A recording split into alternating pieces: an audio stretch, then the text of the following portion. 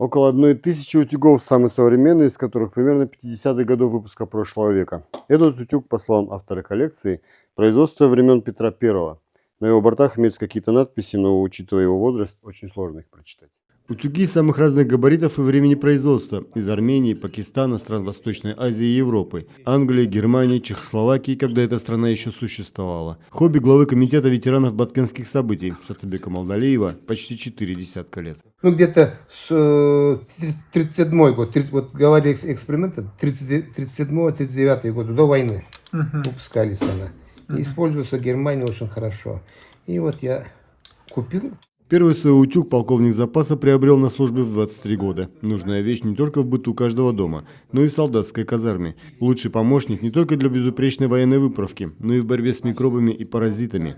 На одну заставу выделялся один утюг. Их количество можно было посчитать по числу накладных на утюги, говорит бывший командир батальона особого назначения. И этот вот утюг вечный. Как она один раз я использую, она долго остынет, долго остывает. Этот утюг, она дает, очень хорошо гладит грубые материалы, грубые, шерсть, вот таких материалов, шинель армейская, кителя, портянки, которые один раз пройдешь, она время сохраняет и очень хорошо греется. И там, если окажется какой-нибудь микроб, он сразу уничтожается. Самым старым экспонатом коллекции уже несколько сотен лет. Для его пополнения Сатыбек Малдалиев не пропускает ни один антикварный магазин или блошиный рынок любого города или страны, где бы ни оказался за последние 40 лет. Помогают друзья и близкие. Самый тяжелый из утюгов коллекции весит более 20 килограммов. Сам утюг очень такой инженерном отношении.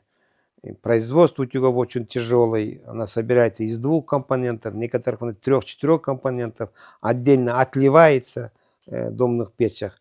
Отдельно собирается, и она нужна для человечества. Человечество такой утюг, нужная вещь. Необычная коллекция Сатыбека Малдалиева пока еще не покидала пределов дома коллекционера, но в ближайшее время полковник планирует создать передвижной музей и принять участие в ярмарках предстоящих игр кочевников в Кыргызстане. Булат Исаев, Эсентура Быкеев, Алату 24.